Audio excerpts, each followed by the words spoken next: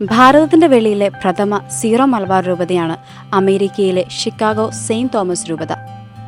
ഇപ്പോൾ രൂപതാ സ്ഥാപനത്തിന്റെ രജത ജൂബിലി ആഘോഷിക്കാൻ തയ്യാറെടുക്കുകയാണ് ഇവിടുത്തെ വിശ്വാസി സമൂഹം. രജത ജൂബിലിയോട് അനുബന്ധിച്ച് സംഘടിപ്പിച്ചിരിക്കുന്ന സീറോ മലബാർ കൺവെൻഷൻ അതിന്റെ അവസാനഘട്ട ഒരുക്കങ്ങൾ പൂർത്തിയാക്കുകയാണ്. അമേരിക്കയുടെ വിവിധ ഭാഗങ്ങളിൽ നിന്നുള്ള വിശ്വാസി സമൂഹത്തെ പ്രതിനിധീകരിച്ചുകൊണ്ട് 5000-ൽ പരം ആളുകളാണ് ഈ കൺവെൻഷനിൽ പങ്കെടുക്കുക. രൂപതയുടെ പ്രഥമ അധ്യക്ഷനായിരുന്ന മാർ ജേക്കബ് അങ്ങാടിയത്തിന്റെ മെത്രാഭിഷേക ജൂബിലിയും ഇതോടൊപ്പം ആഘോഷിക്കപ്പെടുന്നു.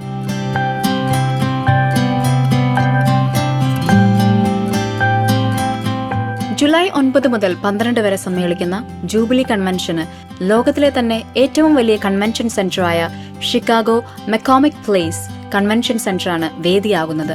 കഴിഞ്ഞ 25 വർഷത്തിനിടെ മാർ ജേക്കബ് അങ്ങാടിയത്തിന്റെയും മാർ ജോയ് ആലപ്പാട്ടിന്റെയും നേതൃത്വത്തിലുള്ള അമേരിക്കയിലെ സീറോ മലബാർ സഭാ സമൂഹത്തിന് ദൈവം നൽകിയ നന്മകൾക്ക് കൃതജ്ഞത അർപ്പിക്കുവാനുള്ള വേദി കൂടിയാകും ഇത്. അമേരിക്കയിലെ സീറോ മലബാർ സഭയുടെ ചരിത്രത്തിലെ ഈ നിർണായക നിമിഷങ്ങൾ ഒഫീഷ്യൽ മീഡിയ പാർട്ട്നേഴ്സായ ഷലോം ന്യൂസിലൂടെയും ഷലോം ഗ്ലോബൽ ചാനലിലൂടെയും ലോകമെമ്പാടും തത്സമയം ലഭ്യമാകും. ജൂലൈ 9 മാർ ജേക്കബ് അങ്ങാടിയത്തിന്റെ മുഖ്യ കാർമ്മികത്വത്തിൽ അർപ്പിക്കുന്ന ദിവ്യബലിയോടെയാണ് കൺവെൻഷൻ ഔദ്യോഗിക തുടക്കമാകുന്നത്. 2001 രൂപീകൃതമായ രൂപതയുടെ ഭരണ സംവിധാനം ഔദ്യോഗികമായിട്ട് അന്നത്തെ മാർപ്പാപ്പ, ഇന്ന് വിശുദ്ധനായ ജോൺ പോൾ രണ്ടാമൻ മാർപ്പാപ്പ എന്നെ മെത്രാനായി നിയമിച്ചുകൊണ്ട് പ്രത്യേകമായി ആരംഭിക്കുകയുണ്ടായി. അമേരിക്കയിലെ ഉത്തരവാദിത്തങ്ങളും അതോടൊപ്പം കാനഡയിലെ അപ്പസ്തോലിക വിസിറ്റേറിൽ നിന്നുള്ള ഉത്തരവാദിത്വവും കൂടിയാണ് അന്ന് ഏൽപ്പിച്ചത്. ഇന്ന് അമേരിക്കയിലെ രൂപത ഇത്രത്തോളം വളരുകയും സമാനമായ രീതിയിൽ കാനഡയിലെ രൂപതയും പുതിയ രൂപതയായിട്ട് വളരുകയും ചെയ്ത് 2 സഭാ സമൂഹങ്ങളായിട്ട് ഇന്ത്യക്ക് വെളിയിൽ പ്രവർത്തിച്ചു വരുന്നു എന്നുള്ളതും സന്തോഷത്തോടെ അനുസ്മരിക്കുകയാണ്.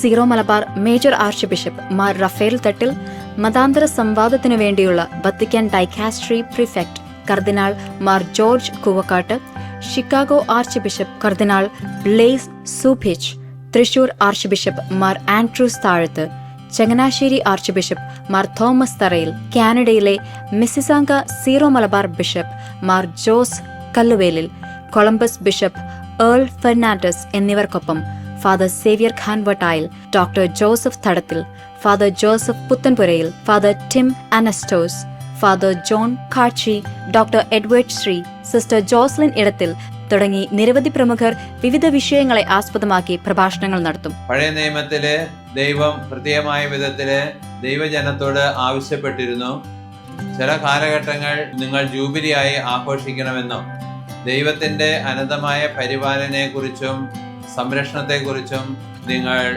ഓർമ്മിക്കണമെന്നും അത് ഒരു പരിവർത്തനത്തിനുള്ള ഒരവസരമായിട്ട് നിങ്ങൾ അതിനെ സ്വീകരിക്കണമെന്നും ദൈവം ആവശ്യപ്പെട്ടിട്ടുണ്ട്. അപ്പൊ അത് നമ്മുടെ നന്മകളെ കുറിച്ച് ചിന്തിക്കുന്നതിനുള്ള ഒരു അവസരമാണ്.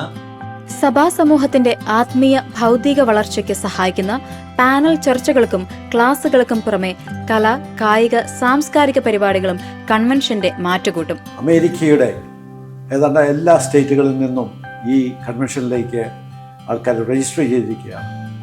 എല്ലാ ഏജിലുള്ള ആൾക്കാർക്കും ഉള്ള പ്രോഗ്രാംസുകളാണ് ഈ 3 ദിവസം കൊണ്ട് നമ്മൾ പ്ലാൻ ചെയ്തിരിക്കുന്നത്.